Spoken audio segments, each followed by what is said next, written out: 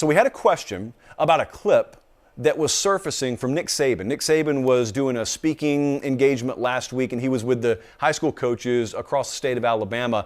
And this has been a function for several years now where Nick Saban's a featured speaker, and you usually get some really, really good sound because even though it's being recorded, Saban's talking amongst his peer group, coaches, to put a finer point on it. And he's always really open. So we had a question, and this was from T-Bob, 3 Bobs. And he said, could you speak on one of your shows about what you think the purpose of Nick Saban calling out 3 players for being the reason for the national championship loss was? To motivate everyone, or was it some other purpose? That is not like him to do this. So why have me summarize it? I actually just have the video. So we'll roll the video and then I'll talk about it on the other side. Let's take a look. All right, we lost the national championship game, all right, because basically, you know, we had 3 corners out, both starters and the best backup. All right, so we're playing with some guys that didn't have a lot of experience, and it eventually got us in the 4th quarter. All right, and we had the kind of team where we had a really good quarterback, and we wanted to have skill guys that they couldn't guard. So we had 2 that were really, really good, Mechie and J-Mo, and they both got hurt. So now we were playing with guys that typically didn't have to play at those positions. So the lesson to be learned, whereas there were 3 guys, and I'm not calling out any names, all right, that basically didn't do the things they needed to do throughout the season, all right, because they were frustrated with their circumstance. And this is a story that you should take back to your team so players understand this. So they're frustrated with their circumstance because they're not playing as much as they want to. They're outcome oriented. They want to worry about how many balls they catch or how much playing time they get or whatever it is. So they don't focus every day on being a complete player at their position, and they don't work and practice and prepare for the games because they say to themselves, why should I do this? I'm not going to play anyway. So we had 3 guys. They all had a significant role in the national championship game, and not one of them, not one, could take advantage of the opportunity that they had. Because they never ground through it. They never made themselves the best player they can be, and when they got the opportunity, they couldn't do it. It's a lesson for everybody. What comes first? Playing time? Or making sure that you're ready to play and create value for yourself when you get the opportunity? It's a scene from The Sopranos. It's beautiful. Look, so people had varying reactions to this, of course. I'll give you mine in a second, but I do want to address an alarming amount of reactions on the other side that I saw in my DMs and I saw when I posted it on Twitter. A lot of people called it whining. And then some other people thought that it was inappropriate to call kids out like that. Mind you, no one was mentioned by name, although we can pretty well guess who he's talking about. I want to ask you something. Just as I asked producer Jesse when I was workshopping this segment, I asked him, what can you do with a loss after it's already happened? Because you can't go back and change it. And sure, you could just leave it back there. You could burn the tape and never watch it. Or you could do the reasonable thing and use it and get every bite of meat off that bone you can as a tool with which to grow from. And so Nick Saban is the best in the world, the best that I've ever seen in this game at using a loss to build upon for a future season and just development overall of players. So I want you to think about putting yourself in a coach's shoes for a second, because this was a problem for them this year. You know, a lot of folks watch Alabama and they win all the time, so you think, oh, they're void of the drama that exists in other college football programs and locker rooms. No, they're not. They've won titles. They've won titles before and had guys fighting on the sideline. Look, they've got the same issues everyone else does. In fact, they've got different consequences for their success because they got the kind of talent and therefore egos in their locker room very few other programs have. He's just better at dealing with it than everyone else. He's mastered that process. That's why he talks about that process word so much. But I want you to imagine that you're a coach, okay?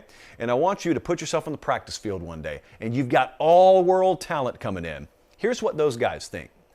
Even if they don't think they're owed a starting position, once they show they can do something, they absolutely think that they're owed a starting position. Here's what happens in an Alabama practice. What happens in an Alabama practice oftentimes is you'll get 5-star talent that comes in, And even though they may be freshmen and they may not be starting, it may be that they have more natural God-given ability than the guy that's ahead of them on the depth chart. And what they'll do with that God-given ability is they'll flash in practice. And they'll make a one-handed catch here, or they'll make an insane read on a ball there, and they've shown they can do it right. And in their mind, because it hasn't been developed any further, since I've shown I can do it right, and I've shown I have more talent than the guy in front of me, I belong in a starting position. And when they don't get it, they adopt what Nick Saban would call the poor me's. Here's the difference. Now you're a coach. And if you're a coach, what do you trust? Like, what do you deem necessary to put a guy on the field? Are you going to put a guy on the field once he shows you he can do it right? Or are you going to wait until he shows you he's so good he seldom does it wrong? Because that's what a coach is looking for, and that's where the disconnect is sometimes between the talented players and the coaches. Player shows I can do it right, I belong on the field. Coach looks at him and says, well, yeah, but you dropped 3 more balls and you came up 2 yards short of the sticks on 4th down work we just had a second ago. You showed me also you can do it wrong a whole lot. It's not a highlight reel. Highlight culture is what the typical person thinks in terms of.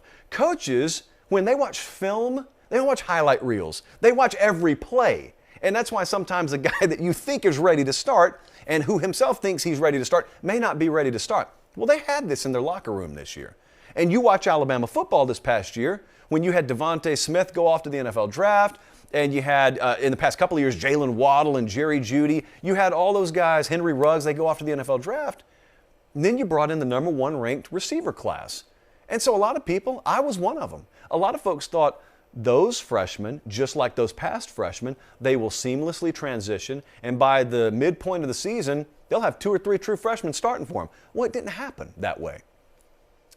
And instead, they went and got a dynamite transfer named Jamison Williams out of Ohio State, and he started, and he's going to be a first-round draft pick because of it. They had John Mechie, who was a technician and a phenomenal perimeter blocker, probably an underappreciated facet of his game that they missed every bit as much as his pass-catching ability when he did go down.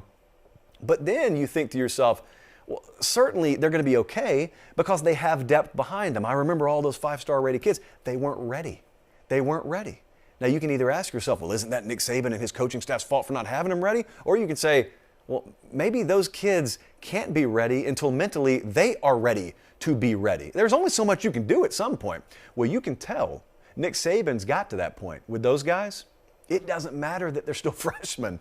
A lot of those guys, whereas most other coaching staffs out there, because they're terrified of losing their jobs, would be begging those guys not to transfer, Nick Saban took a mic. You realize what he just did? He took a microphone and through the media openly dared those guys to transfer. He doesn't care. He wants it to work out. But the thing about it is, if you're not wired the right way from the neck up, it doesn't matter what talent God gave you. Because if you're not taking care of your end of the bargain, they've got no use for you.